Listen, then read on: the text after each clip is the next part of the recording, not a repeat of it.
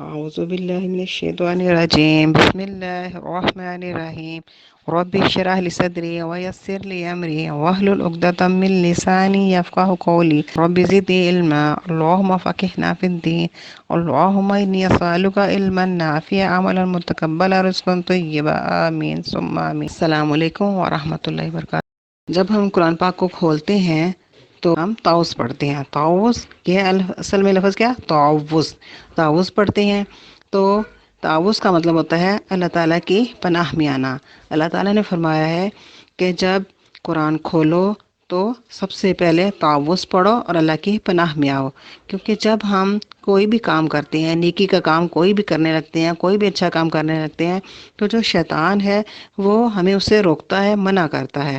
تو اس سے بچنے کے لیے، شیطان کی دسترس میں بچنے کے، اللہ تعالیٰ کی پناہ میں آنے کے لیے اللہ نے فرمایا کہ تعوذ پڑھو. تو ہم پڑھتے ہیں اعوذ باللہ من الشیطان الرجیم. ہم شیطان مردود سے بچنے کے لیے اللہ کی پناہ میں آ جاتے ہیں. شیطان کا جو لفظ ہے وہ شطن سے بننا ہے، شین تو نون. شطن کا مطلب ہے دوری. کیونکہ شیطان ہے یہ ایسا مردود ہے کہ یہ انسانی طبیعت سے دور ہے، بلکہ یہ ہر بھلائی سے دور ہے، اس لیے اسے شیطان کہتے ہیں. تو یہ جو لفظ ہے یہ شاد سے بھی مشتق ہے، شین الف تو، کہ وہ آگ سے پیدا ہوا ہے. تو اس کے دونوں معنی ٹھیک ہیں، لیکن اول جو ہے وہ زیادہ بہتر ہے. دونوں ہی ٹھیک ہیں.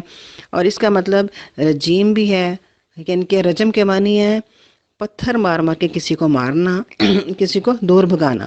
جیسے ہم کتے کو بھگانے کے لیے پتھر مارتے ہیں، اسی طرح اس کو پتھر مار مار کے مارنا، یا پتھر مار مار کے مار دینا. جیسے کہ قرآن پاک میں اللہ تعالیٰ نے سزا بھی بتائی ہے، زنا کی جو سزا ہے اس میں پتھر مار مار کے مارا جاتا ہے. اور یہ جو ہے اس کے معنی یہ بھی، کیونکہ یہ خود بھی گمراہ ہے اور یہ دوسروں کو بھی گمراہ کرتا ہے، وسوسے دلوں میں ڈالتا ہے. تو اس وجہ سے بھی، کیونکہ یہ لوگوں کو گمراہ کرتا ہے اور وسوسوں سے گمراہ کرتا ہے، اور وسوسوں سے گمراہ کرتا ہے اور رجم کرتا ہے. یعنی کہ اتنا ان کو گمراہی میں لے جانا کہ اس کو نیکی کے راستے سے ہٹا دینا. تو اس لیے بھی اس کو اللہ کی رحمت سے دور، مردود، یہ اس کے جو معنی ہیں وہ، اور آگ سے پیدا کیا گیا، یہ سارے اس کے معنی. تو جب ہم تعوذ پڑھ لیتے ہیں، اللہ تعالیٰ کی پناہ میں آ جاتے ہیں، تو اس کے بعد ہم بسم اللہ الرحمن الرحیم پڑھتے ہیں. بسم اللہ کے معنی ہے کہ اللہ تعالیٰ جو کہ بہت زیادہ مہربان اور رحم کرنے والا ہے. تو بسم اللہ جو ہے وہ جب ہم پڑھی جاتی ہے کسی بھی چیز پر، تو اس میں اللہ تعالیٰ کے نام کے ساتھ اللہ تعالیٰ کی رحمت ہوتی ہے، برکت ہوتی ہے، اور اللہ کے نام کے ساتھ جو بھی کام کیا جاتا ہے بہت جلد پورا ہوتا ہے، اور اللہ تعالیٰ کی رضا اس میں شامل ہوتی ہے. اور ہمیں یہ پتہ ہوتا ہے کہ جب اللہ کا نام لے کے ہم کوئی کام کر رہے ہیں تو فوراً دل میں خیال آتا ہے کہ ہم نے اس کام کو جو ہے اللہ تعالیٰ کی رضا کے لیے کرنا ہے. تو غلط کام کرنے لگیں گے تو فوراً جو ہے نا ہمارے دل میں یہ خیال ہوگا کہ یہ ہم غلط کام کر رہے ہیں، اللہ تعالیٰ کا نام لے رہے ہیں. تو فوراً اس سے انسان کے دل میں جو ہے نا خیال پیدا ہوتا ہے کہ نہیں، یہ غلط کام، اس میں ہم نے اللہ کا نام نہیں لینا. تو انسان فوراً اس سے ہٹ جاتا ہے. تو انسان کو سیدھے راستے پہ لگانے کے لیے، برے راستے سے بچانے کے لیے بھی جو بسم اللہ ہے وہ اس کا بہت بڑا اس میں حصہ ہے. بسم اللہ پڑھنے کے بعد پھر ہم شروع کرتے ہیں سورہ فاتحہ. تو جب قرآن کھولتے ہیں تو پہلی سورت ہے فاتحہ. فاتحہ کا مطلب ہوتا ہے کھولنا، شروع کرنا، آغاز کرنا. تو اس کو سبع مثانی بھی کہتے ہیں، سبع سین با عین، اور مثانی میم صالف نون چھوٹی نہیں، سبع مثانی یعنی کہ بار بار دہرائی جانے والی 7 آیات. ابتدائی دور میں یہ مکمل سورت جو ہے وہ نازل ہوئی. اور فاتحہ کا جو نام ہے وہ رقیہ بھی ہے، یعنی کہ پڑھ کے پھونکنے والی، دم کرنے والی سورت. اس کو ام القرآن بھی کہتے ہیں، عظیم دعا بھی کہتے ہیں، الشفا بھی کہتے ہیں، اور ام الکتاب بھی کہتے ہیں. تو قرآن عظیم بھی کہتے ہیں، اساس القرآن بھی کہتے ہیں، واقعہ اور وافیہ. واقعہ یہ جو ہے، واقعہ یہ جو نقطوں والا قاف ہے موٹا، اس سے ہے واو القاف یا ہے واقعہ. اور کافیہ، کافیہ یہ کش والے کاف سے ہے، کافیہ. تو یہ اس کے سارے اس کے نام ہیں. تو یہ جو سورہ فاتحہ ہے، یہ سورہ فاتحہ دعا ہے، اور پورا قرآن جو ہے وہ جواب دعا ہے. تو سورہ فاتحہ کے 3 حصے ہیں. پہلا حصہ ہے تعریف، دوسرا حصہ ہے وعدہ، اور تیسرا حصہ ہے دعا. تو اب ہم اس کو سورہ فاتحہ کو دیکھتے ہیں.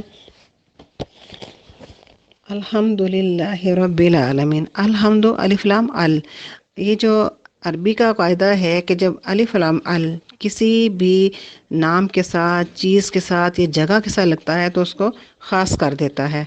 تو اسی طرح اب یہاں پہ جو حمد ہے، حمد کا مطلب ہوتا ہے اللہ تعالیٰ کی تعریف.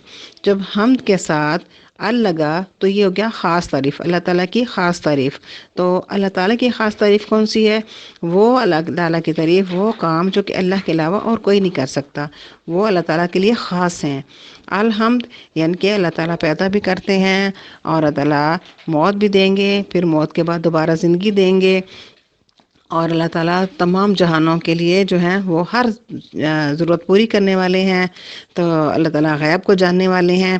تو یہ جو صفات ہیں اللہ تعالیٰ کے علاوہ اور کسی کی نہیں ہے، تو یہ خاص صفات ہیں، تو یہ اللہ تعالیٰ کے لیے مخصوص ہیں. الحمد، تمام تعریفیں، خاص تعریفیں اللہ ہی کے لیے ہیں. للہ، لام کی جب زیر آئے تو اس کا مطلب ہوتا ہے لیے. تمام تعریفیں اللہ ہی کے لیے ہیں، تمام خاص تعریفیں.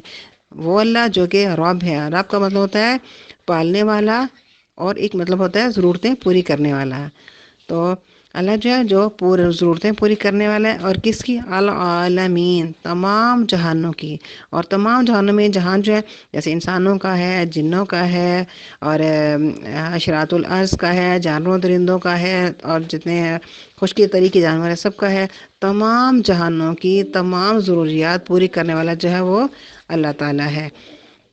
الحمد للہ رب العالمین، تمام خاص تعریفیں اس اللہ کی ہیں جو کہ تمام جہانوں کی تمام ضرورتیں پوری کرنے والا ہے. الرحمن الرحیم، تو رحمان کا مطلب ہے طوفانی رحمت. دنیا میں یہ رحمت جو ہے اللہ تعالیٰ کی سب کے لیے ہے، چاہے کہ مسلمان ہے، چاہے کافر ہے، چاہے فرمان بردار ہے، چاہے نافرمان ہے. تو اس کا یہ دنیا کے لیے اللہ تعالیٰ کی جو ہے رحمان کی صفت جو ہے. تو رحیم، رحیم کا مطلب ہے دھیمی رحمت، آہستہ آہستہ. اور یہ جو صفت ہے صرف مومنوں کے لیے ہے. قیامت کے دن مومنوں کو اس سے فائدہ ہوگا. اللہ تعالیٰ جو ہے اس سے مومنوں کو جو ہے نا وہ فائدہ دیں گے. تو اللہ تعالیٰ کی صفات میں سے جو صرف 99 ایک صفت جو ہے 100 صفتوں میں سے ایک صفت ہے، اس سے دنیا میں ہر کسی کو ضرورت پوری ہو رہی ہے، رزق مل رہا ہے، سب کچھ. تو جو 99 صفات اللہ تعالیٰ کی وہ قیامت میں اللہ تعالیٰ نے مومنوں کے لیے رکھی ہیں. مالک یوم الدین، اب یہاں سے کیا ہو رہا ہے؟ ہم کہہ رہے ہیں اللہ تعالیٰ کو کہ اللہ تو مالک ہے، بااختیار ہے، یوم الدین بدلے کے دن کا. تو مالک کا من ہوتا ہے بااختیار ہونا، تو اللہ تعالیٰ بااختیار ہیں. مالک وہ ہوتا ہے جو کہ کسی سے کوئی اس سے باز پوچھ نہیں کر سکتا، پوچھ نہیں سکتا کہ آپ نے یہ کیوں کیا، کیوں نہیں کیا. جو ہر کام کو اپنی مرضی سے کر سکتا ہے وہ مالک ہوتا ہے، بااختیار ہوتا ہے. تو ہم کہتے ہیں اللہ آپ مالک ہیں، بااختیار ہیں، اور قیامت کے دن کو جو ہے اس کے مکمل ہر کسی کو جزا سزا دینے کے کا اختیار آپ کے پاس ہے. تو یہاں تک یہ جو ہے سورہ فاتحہ، یہ ہے اللہ تعالیٰ کی تعریف. ہم نے اللہ تعالیٰ کی تعریف کی ہے. اور اس کا جو آگے والا حصہ ہے، اب یہاں سے 5ویں آیت شروع ہو گئی ہے.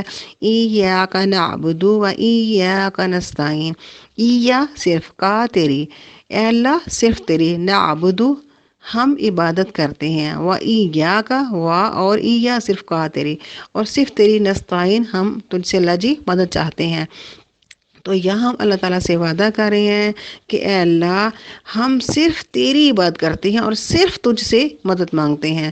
تو یہاں پہ ہم دیکھ لیں کہ ہم کیا کرتے ہیں، ہم کس کی عبادت کرتے ہیں، کہ کہاں سجدہ جو ہے ہم کرتے ہیں، کس کے آگے سر جھکاتے ہیں، اور کہاں کہاں ہم مدد مانگتے ہیں. یہ دنیا میں ہم کسی کی مدد لیتے ہیں نا، تو وہ اصل میں دنیا کے حوالے سے جو ہے، کیونکہ دنیا مسبب الاسباب ہے.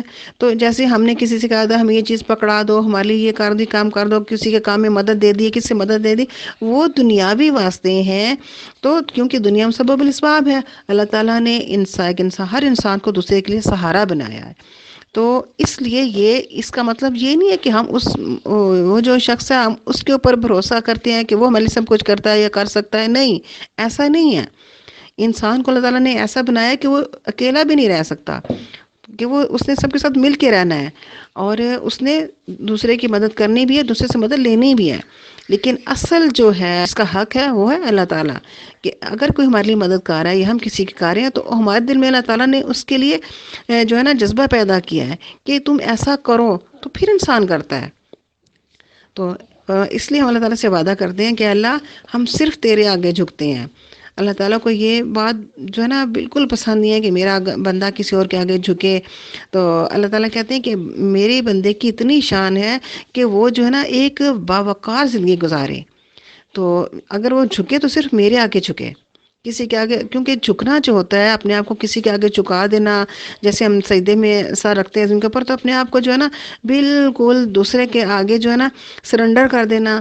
تو یہ اس میں انسان تھوڑا سا جو ہے نا دیکھیں جب جھکتا ہے تو اس میں تھوڑی سی آ جاتی ہے نا انسان کی عاجزی، تو یہ عاجزی ہم صرف اللہ کے سامنے کریں گے۔ انسان اللہ کو پسند نہیں کہ انسان کے سامنے جو ہے نا جھکے اور اپنی عاجزی ظاہر کرے۔ تو ایاک نعبد و ایاک نستعین، اے اللہ ہم صرف تیرے آگے جھکتے ہیں، تو صرف تجھ سے ہی ہم ہر قسم کی مدد کے امیدوار ہیں۔ یہاں یہ ہم اللہ تعالیٰ سے وعدہ کر رہے ہیں۔ تو اب تھرڈ پرسن یہاں پہ ہم کہہ رہے ہیں اہدنا الصراط المستقیم، اے اللہ ہمیں اہدنا، ہمیں ہدایت دے، ہمیں ہماری مدد فرما، صراط راستہ، مستقیم سیدھا، اے اللہ سیدھے راستے کی طرف ہماری مدد کر، ہمیں ہدایت دے، ہمیں سیدھا راستہ دکھا۔ تو صراط اللہ زینا، راستہ ان لوگوں کا انعامتا جن پر انعام کیا، علیہم تو نے، اللہ تو نے انعامتا انعام کیا، علیہم ان پر، کہ اللہ جی ہمیں ان لوگوں کا راستہ دکھا جن لوگوں پر اللہ جی تو نے اپنا انعام کیا، اپنے انعام و کرام کی بارش کی، رحمت برکتیں نازل کی، جن سے تو راضی ہوا، جو تجھ سے راضی ہوئے، اللہ جی ہمیں ان کا راستہ دکھا۔ تو یہ کون سے لوگ ہیں؟ یہ لوگ ہیں، اللہ تعالیٰ نے ہمیں قرآن پاک میں خود بتایا ہے کہ یہ کون سے لوگ ہیں۔ یہ سب سے پہلے ہیں انبیاء کرام، پھر صدیقین، پھر شہداء، اور پھر صالحین۔ انبیاء تو سب کو پتہ ہے، انبیاء کرام، اور صدیقین سچے کو کہتے ہیں، اور شہداء جو اللہ تعالیٰ کے راستے میں اپنی جان قربان کرتے ہیں اللہ کی رضا کے لیے، اور صالحین کا مطلب ہے نیک لوگ، صالح لوگ، اللہ تعالیٰ کے وہ تمام نیک لوگ جو کہ اللہ کی مان کے چلتے ہیں، اللہ کی بات کو اہمیت دیتے ہیں، اولیت دیتے ہیں، اور اللہ کی رضا چاہتے ہیں، تو وہ ہے صالحین۔ اللہ جی ہم کہتے ہیں اللہ ہمیں ان لوگوں کا راستہ دکھا جو تجھ سے راضی ہوئے اور تو ان سے راضی ہوا، تو اللہ جی ہمیں ان کے راستے پہ چلانا۔ تو آگے ہم کہتے ہیں غیر المغضوب، اللہ جی نہ چلانا ہمیں مغضوب لوگوں پہ راستے پہ۔ مغضوب کون سے ہیں؟ جن پر اللہ تعالیٰ کا غضب ہوا۔ غضب مین وہ لوگ جو اللہ کے غصے کا شکار ہوئے، اللہ کی لعنت کا شکار ہوئے، جن کو اللہ تعالیٰ نے ان کے عہدے سے معزول کیا، اور جن پر اللہ تعالیٰ کا عذاب نازل ہوا۔ تو یہ لوگ ہیں یہود، جو کہ اپنے آپ کو یہودی کہتے ہیں، اسرائیلی کہتے ہیں۔ تو قرآن ان کو یہود کہتا ہے کہ وہ اپنے آپ کو یہودی کہتے ہیں۔ اللہ تعالیٰ نے تو ہر کسی کا نام مسلمان ہی رکھا تھا، لیکن ان لوگوں نے خود اپنے نام بنا لیے۔ اللہ تعالیٰ کہتے ہیں وہ لوگ جو کہ یہودی ہو گئے، یعنی کہ انہوں نے اپنا نام یہ خود رکھا تھا۔ تو حضرت نوح علیہ السلام کے ایک بیٹے تھے یہودا، تو نیک انسان تھے، انہوں نے ان کے نام پہ اپنے آپ کو یہودی کہلوائے لوگ۔ تو ہم کہتے ہیں کہ اللہ جی وہ لوگ جو کہ بہت زیادہ جنہوں نے نافرمانیاں کی، گناہ کی، من اصل قوم ان لوگوں نے کی، تو ان من اصل قوم ان کے اوپر جو ہے نا لعنت پھٹکار ہوتی رہی، اور یہ اللہ کے غضب کا شکار ہوتے رہے۔ تو ہم کہتے ہیں اللہ جی ہمیں ان سے بھی بچانا۔ اللہ تعالیٰ نے ان کے اوپر لعنت پھٹکار کی ہوئی ہے، اور ان سے کہا ہے کہ تم قیامت تک جو یوں ہی اس طرح ذلیل و خوار ہی رہو گے۔ تو آگے ہم کہتے ہیں کہ ولا الضالین، اللہ جی ہمیں ان لوگوں کے راستے بھی نہ چلانا جو کہ گمراہ ہوئے، راستے سے ہٹ گئے، بھٹک گئے۔ اور یہ کون سے لوگ ہیں؟ ضالین، گمراہ، بھٹکے ہوئے، راستے سے ہٹے ہوئے لوگ، یہ جو کہ اپنے آپ کو عیسائی کہتے ہیں۔ تو یہ کیونکہ یہ انہوں نے تثلیث کا عقیدہ اپنایا ہوا ہے، اللہ تعالیٰ کو کہتے ہیں، کبھی کہتے ہیں یہ حضرت عیسیٰ علیہ السلام کا کہ اللہ ہے، کبھی کہتے ہیں اللہ کا بیٹا ہے، کبھی کہتے ہیں تین میں سے تیسرا ہے۔ تو قرآن کہتا ہے کہ یہ گمراہ لوگ ہیں۔ عیسیٰ علیہ السلام کے زمانے تک یہ صحیح تھے، اس کے بعد انہوں نے اپنے راستہ بدل لیا، تو یہ گمراہیوں میں چلے گئے، اندھیرے میں ضال، بھٹکے ہوئے کہتے ہیں گمراہ کو، اندھیرے کو۔ تو یہ وہ لوگ ہیں جو راستے سے ہٹے ہوئے ہیں۔ تو قرآن ان کو نصارہ کہتا ہے، جن کو یہ عیسائی ہم لوگ کہتے ہیں، اور یہ اپنے آپ کو انگریز کہتے ہیں۔ تو قرآن ان کو نصارہ کہتا ہے. تو ہم کہتے ہیں اللہ جی جو یہود و نصارہ ہیں، یہ جو مغضوب لوگ ہیں جن کے اوپر آپ کا غضب ہوا ہے، اور جو لوگ ضالین ہیں، راستے سے ہٹے ہوئے ہیں، گمراہ، اللہ جی ان لوگوں کے راستے پہ ہمیں نہ چلانا. اللہ جی ہمیں ان کے راستے سے بچانا. یا اللہ ہمیں ان کے راستے سے دور رکھنا. اللہ جی ہم ان کے یہ جو بھٹکے ہوئے، اللہ جی ہم نہ بھٹکیں، ان کے اللہ تیرا غضب اللہ جی ہم پر نہ ہو. تو ہم یہ اللہ تعالیٰ سے جو ہے دعا کرتے ہیں. تو یہ ہو گئی ہماری سورہ فاتحہ کمپلیٹ. تو ہم نے اللہ تعالیٰ سے پہلے تعالیٰ کی تعریف کی، پھر اللہ تعالیٰ سے وعدہ کیا، اس کے بعد ہم نے اللہ تعالیٰ سے دعا کی. تو جب ہم نے اللہ تعالیٰ سے دعا کی تو دعا کے جواب میں اللہ تعالیٰ نے ہمیں یہ پورا قرآن پاک عطا فرمایا. اللہ تعالیٰ نے فرمایا ذالک الکتاب، یہ ہے وہ کتاب. جب ہدایت مانگی نا ہم نے تو اللہ تعالیٰ نے فرمایا ذالک الکتاب، یہ ہے وہ کتاب، لا ریب فی، نہیں ہے کوئی شک شبہ، فی ہی اس میں، ذالک یہ، اور کتاب، الکتاب، الف لام ال، جب ال لگ گیا تو یہ کتاب بھی خاص ہو گئی. تو خاص کتاب، یہ وہ خاص کتاب ہے، لا ریب، لا نہیں، ریب شک، کہ اس میں کسی قسم کا کوئی شک و شبہ نہیں ہے، فی ہی اس میں. تو یہ ایسی کتاب ہے کہ جس میں کوئی شک نہیں ہے، کوئی شبہ والی بات نہیں ہے. تو اس کے اوپر آپ بے فکری سے عمل کرو. آپ نے سیدھا راستہ مانگا تھا تو یہ ہے سیدھا راستہ جس پر عمل کر کے آپ جو ہے نا سیدھے اللہ تعالیٰ کی رضا حاصل کر سکتے ہیں.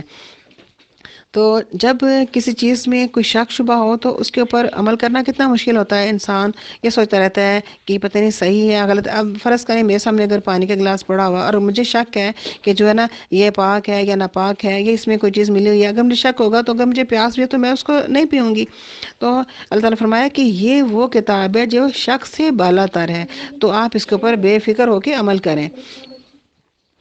تو آگے فرمایا ہدل للمتقین، کہ یہ ہدن ہدایت، للمتقین متقین کے لیے. تو جب لام کے نیچے زیر آ جاتا ہے تو اس کا مطلب ہوتا ہے لیے. تو یہ پہلے بھی میں نے آپ کو بتایا تھا.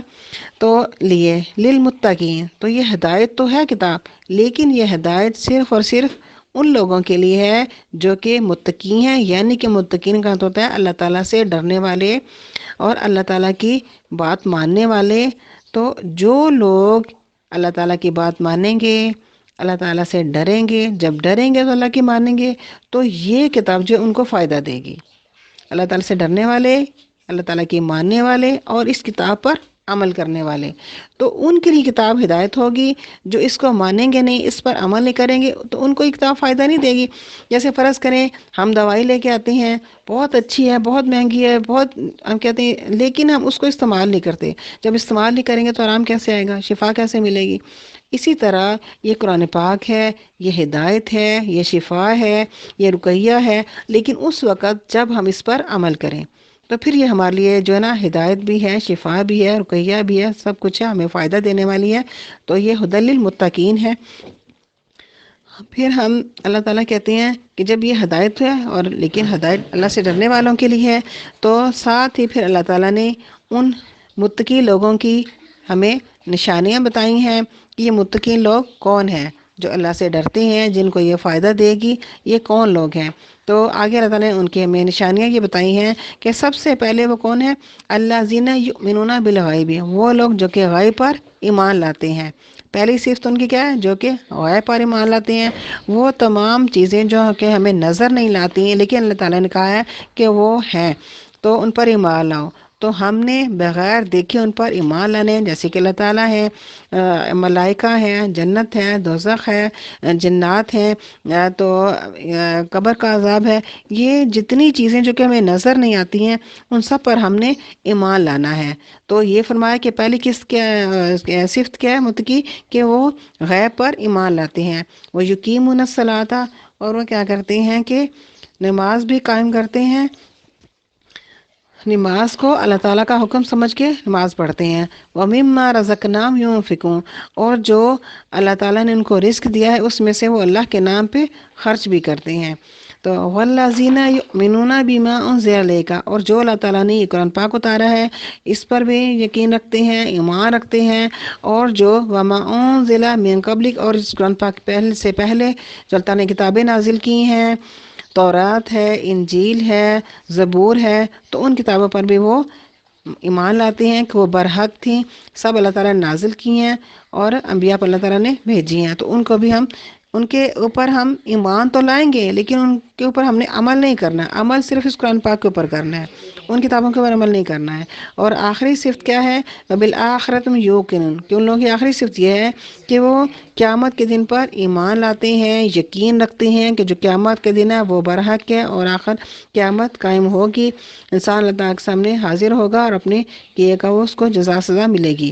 تو یہ ساری جو صفات ہیں یہ متقین کی ہے، اللہ تعالیٰ نے اس کی وضاحت کر دی۔ اب اس کو ریپیٹ کر لیتے ہیں کہ وہ غیب پر ایمان لاتے ہیں، نماز قائم کرتے ہیں، جو اللہ نے رزق ہے اس میں سے خرچ کرتے ہیں، والذین یؤمنون بما انزل الیک وما انزل من قبل، اور قرآن پاک پر اور قرآن سے پہلے کی جو کتابیں ہیں ان پر ایمان لاتے ہیں، اور قیامت پر یقین رکھتے ہیں۔ تو جو یہ سارے کام کریں تو وہ متقی ہیں۔